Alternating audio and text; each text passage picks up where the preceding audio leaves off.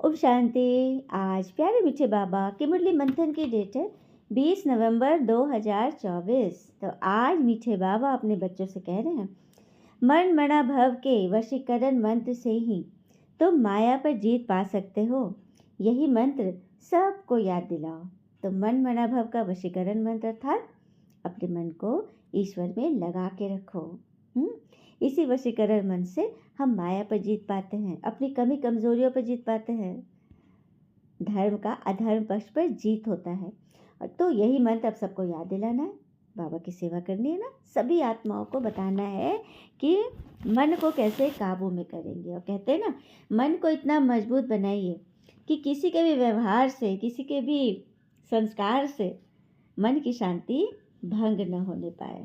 प्रश्न है, इस बेहद के ड्रामा में सबसे ज़बरदस्त लेबर्स अर्थात नौकर चाकर कौन कौन है और कैसे? ये बेहद का वर्ल्ड ड्रामा है। इसमें सबसे ज़बरदस्त जो हमारे गुलाम है, सेवक है, कौन है? उत्तर, इस पुरानी दुनिया की सफाई करने वाले सबसे ज़बरदस्त लेबर्स है नेचुरल कैलेमिटीज़। सुना? प्राकृतिक आपदाएं, जिसे गॉड एक्ट भी कहा जाता है, जबकि ये गलत है। गॉड नहीं करते, ये तो हमारे कर्म करता है, क्योंकि कर्म के अनुसार हम प्रकृति को इतना दूषित किए हैं, तो वो सब तो लौटेगा ही लौटेगा। कहते हैं ना कि हम जो कुछ सोचते हैं उसका कई गुना भुगतने के लिए हम तैयार हो जाए। अब सोचना हमें है कि हम क्या चाहते हैं कि हम पर लौट कर आए। क्या चाहते हैं? अच्छा ही चाहते हैं ना, तो फिर अच्छा ही सोचे, अच्छा ही बोले, भले कैसे भी बातें हो, लेकिन उसे भी पॉजिटिव में बदल लें। ठीक है? तो पुरानी दुनिया की सफाई करने वाले कौन है ज़बरदस्त लेबर्स? तो नेचुरल कैलेमिटीज़। धरती हिलती है, बाढ़ आती है, सफाई हो जाती है। इसके लिए भगवान किसी को डायरेक्शन नहीं देते, ऑटोमेटिक। बाबा कैसे बच्चों को डिस्ट्रॉय करेंगे? माता पिता क्या बच्चों को डिस्ट्रॉय करेंगे? यह तो ड्रामा में पार्ट है, रावण का राज है ना। इसे गॉडली कैलेमिटीज़ नहीं कहेंगे, वही गॉड्स एक्ट नहीं कहेंगे, ये नेचुरल कैलेमिटीज़ है, प्राकृतिक आपदाएं है। और ये प्रकृति को दूषित हम मानव ने किया, तो फिर वही बात है ना, जैसा हम करेंगे वो भुगतने के लिए हमें तैयार रहना है। ओम शांति।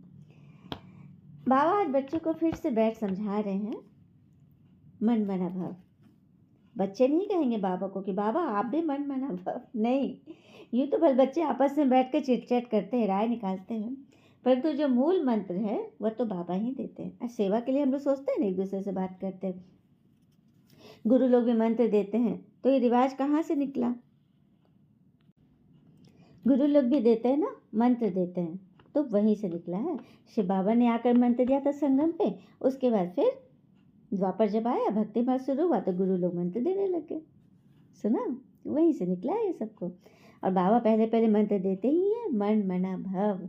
अच्छा, बाबा कोई पुस्तक उठाते हैं क्या हाथ में? देखिए देखिए, तो दुनिया में साधु संत कितनी बड़ी बड़ी पुस्तक आदि उठाते हैं भक्ति मार्ग में। वास्तव में बाबा तो ओरली हमको बैठ के सुनाते हैं, जुबानी सुनाते हैं ना, क्योंकि बाबा की आत्मा में ही संपूर्ण ज्ञान है। तुम जानते हो ना यह बातें, तुम बच्चों की बुद्धि में ही सारा नॉलेज है कि आदि सनातन देवी देवता धर्म था, उस समय कोई खंड ही नहीं था, पूरा भारत एक खंड था, बाद में सब ऐड हुए हैं। हाँ, और लिखा हुआ भी है ना शास्त्रों में कि भगवान ब्रह्मा द्वारा स्थापना करते हैं। किसकी? नई दुनिया की। जमुना का कंठा यह है कैपिटल, वहाँ एक ही धर्म होता है, झाड़ बिल्कुल छोटा। इस झाड़ का ज्ञान ही बाबा देते हैं, चक्र का ज्ञान देते हैं बाबा। सत्युग में एक ही भाषा होती है और कोई भाषा नहीं होगी। तुम सिद्ध कर सकते हो, एक ही भारत था, एक ही राज्य था, एक ही भाषा थी। पैराडाइज में सुख शांति थी, दुख का नाम निशान नहीं था, हेल्थ वेल्थ हैप्पीनेस सब था। भारत नया था तो आयु भी बहुत बड़ी थी, क्योंकि पवित्रता थी ना। पवित्रता में मनुष्य तंदुरुस्त रहते हैं। अपवित्रता में देखो मनुष्यों का क्या हाल हो जाता है, बैठे बैठे अकाले मृत्यु हो जाती है। जवान भी मर पड़ते हैं, दुख कितना होता है। वहाँ अकाले मृत्यु होती नहीं, फुल एज होती है। फुल एज पता है कितनी होती है देवी देवताओं की? 150 वर्ष। पता है कि देखिए, एक बात बताना चाहूँगी, शरीर और आत्मा, जब शरीर में रोग पड़ जाता है तो इलाज के लिए डॉक्टर्स के पास जाते हैं ना, जाते हैं। शरीर पे रोग होता है, इस बदन पे, तो हम डॉक्टर के पास जाते हैं। लेकिन जब आत्मा में दुख कष्ट तकलीफ चिंता परेशानी आती है तो कहाँ जाते हैं? तब तो डॉक्टर पास नहीं जाते, तब कहाँ जाते हैं? मंदिरों में जाते हैं, पंडितों के पास जाते हैं, ब्राह्मणों के पास जाते हैं। यज्ञ तप पूजा हवन आदि करते हैं ना। यानी ईश्वर को याद करते हैं। इससे सिद्ध होता है कि आत्मा और शरीर दोनों अलग चीज़ है। आया? और इसे इलाज करने के लिए दोनों के डॉक्टर भी अलग अलग हैं। प्रूफ हो गया ना। तो वो परमात्मा जिसको हम आत्मा के दर्द होने पर जाते हैं मंदिरों में, तो मंदिर में तो सिर्फ जड़ चित्र ही मिलते हैं, मूर्ति मिलते हैं। और अभी साक्षात भगवान आया है तो आना चाहिए कि नहीं आना चाहिए? आना चाहिए ना उनके पास। डॉक्टर आ गए, बिना फीस के हमें पढ़ा रहे हैं और ये हमें भर रहे हैं। हाँ, सिर्फ हमारा कचरा मार रहे, हमारे किंतु परंतु मांग रहे हैं, हम वो भी नहीं दे रहे हैं। आइए आगे बाबा बोलते, ये बिजली, टेलीफोन, मोटर आदि पहले कुछ नहीं था। बाबा कब आए, प्रवेशता कब हुई बाबा की लेखरा दादा के भीतर? 1936 से। उस समय से लेकर अभी तक कितने वर्ष हो गए? 88 वर्ष। बचे कितने? 12 वर्ष। तो ये 100 बरस का ये संगम है। और इतने 88 वर्ष में ही साइंस के कितने सारे नए नए इन्वेंशन हो चुके हैं। है ना। तो 100 वर्ष में ही बाबा बोले ये सब कुछ निकले हैं, इधर ही निकले हैं जब भगवान की प्रवेशता हुई, क्योंकि भगवान ने सबको टच किया। कहते हैं ना, साइलेंस ने ही साइंस को जन्म दिया। ठीक है। फिर बाबा कहते हैं ज्ञान का सागर, तो ज्ञान ही सुनाएंगे ना। भगवान ही तो सुप्रीम आत्मा, परमात्मा है। वह तो जब सुनावे तब तो मालूम पड़े ना। तुम भी पहले जानते थे क्या? बाबा कह रहे उनसे हम तभी सुन पाएंगे ना जब हमको मालूम तो पड़े कि यहाँ भगवान आया हुआ है। तुम भी पहले नहीं जानते थे, सिर्फ भक्ति ही जानते थे। अभी तो समझते हो कितना वंडर है। आत्मा को भी आंखों से नहीं देख सकते तो बाबा को भी भूल जाते हैं। ड्रामा में पार्ट ही ऐसा है, जिसको विश्व का मालिक बनाते हैं उनका नाम डाल देते हैं। कौन है विश्व का मालिक? नंबर 1 कौन है? प्रिंस श्री कृष्ण। उनको बना दिए गीता का भगवान, और असली बनाने वाले को नाम गुम कर दिया। उन्हीं का नाम रख दिया श्री कृष्ण को ही त्रिलोकीनाथ, वैकुंठनाथ, नारायण को बद्रीनाथ कह दिए। अर्थ कुछ नहीं समझते, सिर्फ बड़ाई दे देते हैं। भक्ति मार्ग में अनेक बातें बैठ बनाई। कहते हैं भगवान में इतनी ताकत है, वो हजारों सूर्यों से तेज है, सबको भस्म कर सकते हैं। ऐसी ऐसी बातें बना दी। बाबा कहते हैं मैं बच्चों को जलाऊंगा कैसे? यह तो हो ही नहीं सकता। बच्चों को बाबा डिस्ट्रॉय करेंगे क्या? सही बात है। कोई माँ बाप, बच्चा चाहे कितना भी नालायक हो, कितना भी उनकी बात नहीं मानता हो, लेकिन क्या माता पिता उसके लिए कुछ बुरा सोचेंगे, अहित करेंगे? और यह परमात्मा के लिए कह देते हैं कि भगवान ने ऐसे कर दिया। हाँ, आइए एक छोटी सी कथा सुन लेते हैं। एक आदमी रात को झोपड़ी में बैठकर एक छोटे से दिए को जलाकर कोई शास्त्र पढ़ रहा था। एक आदमी रात को झोपड़ी में बैठकर एक छोटे से दिए को जलाकर कोई शास्त्र पढ़ रहा था। आधी रात बीत गई। जब वह थक गया तो फूंक मारकर उसने दिया बुझा दिया। लेकिन वह यह देखकर हैरान हो गया कि जब तक दिया जल रहा था पूर्णिमा का चांद बाहर खड़ा था। जब तक दिया जल रहा था पूर्णिमा का चांद बाहर खड़ा था, लेकिन जैसे ही दिया बुझ गया तो चांद की किरणें उस कमरे में फैल गई। वह आदमी बहुत हैरान हुआ यह देखकर कि एक छोटे से दिए ने इतने बड़े चांद को बाहर रोक कर रखा। इसी तरह हमने भी अपने जीवन में अहंकार के बहुत छोटे छोटे दिए जला के रखे हैं, जिसके कारण परमात्मा का चांद बाहर ही खड़ा रह गया। जब तक वाणी को विश्राम नहीं दोगे, मन को आराम नहीं दोगे, व्यर्थ से, हलचल से, तरह तरह के मतलब कि एकदम बेकायदा प्रश्नों से, तब तक परमात्मा का ज्ञान अंदर नहीं होगा। चाहे आप लाख कुछ कर लो, वो ज्ञान हमारे मन की खिड़की से बाहर ही रहेगा। मन शांत होगा, व्यर्थ से मुक्त होंगे, जैसा भी हो, जो भी हो, सबको स्वीकार करेंगे, तभी ईश्वर की उस उपस्थिति महसूस होगी। आई बात समझ में? इसे तो भगवान हमें मुरली रोज रोज पढ़ाते हैं ताकि हम, अब बाबा देखते हैं कि मेरे अनन्य बच्चे कहाँ हैं। यहाँ पे अनन्य दो अर्थ है इसमें। एक अनन्य वो जिनका बाबा से प्यारा कोई अन्य नहीं, भगवान से प्यारा कोई नहीं, बाबा अर्थात सेवा से प्यारा कुछ नहीं। ठीक है। दूसरा अनन्य जिनके समान कोई अन्य नहीं। आगे समझ में? तो ऐसे अनन्य बच्चों को बाबा देखना चाहता है। वह हम सब अपने अंदर झांके, क्या हम वैसे अनन्य बच्चे हैं? क्या मेरे मन में कोई कचरा नहीं है? माया की प्रवेशता नहीं है, या फिर अपने कोने में माया को बिठा के रखते हैं।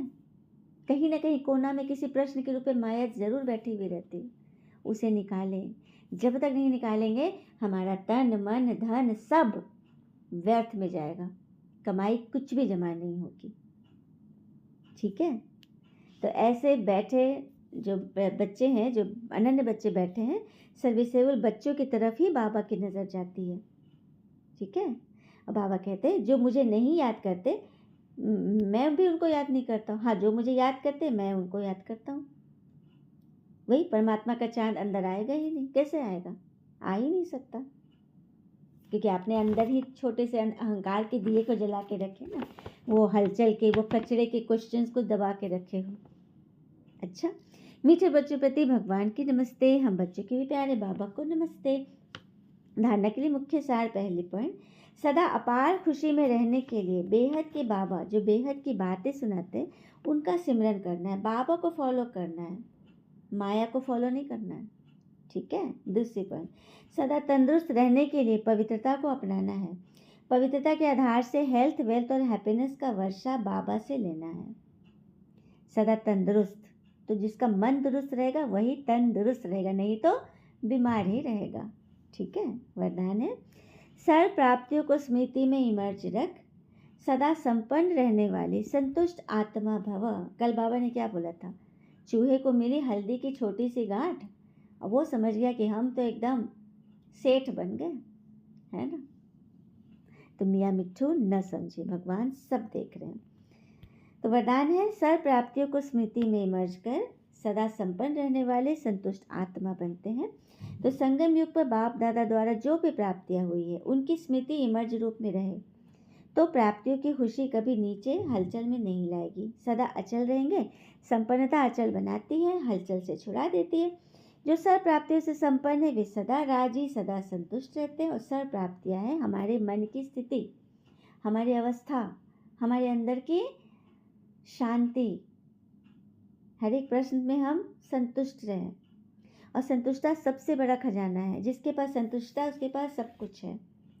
और वही ये गीत गाते रहता है, पाना था सो पा लिया, अब कुछ रहा न पाना, बाबा मिले तो मनवा गाए खुशी का गाना, बाबा मिले तो मनवा गाए खुशी का गाना, पाना था सो पा लिया, अब कुछ रहा न पाना। स्लोगन, मोहब्बत के झूले में बैठ जाओ तो मेहनत आप ही छूट जाएगी।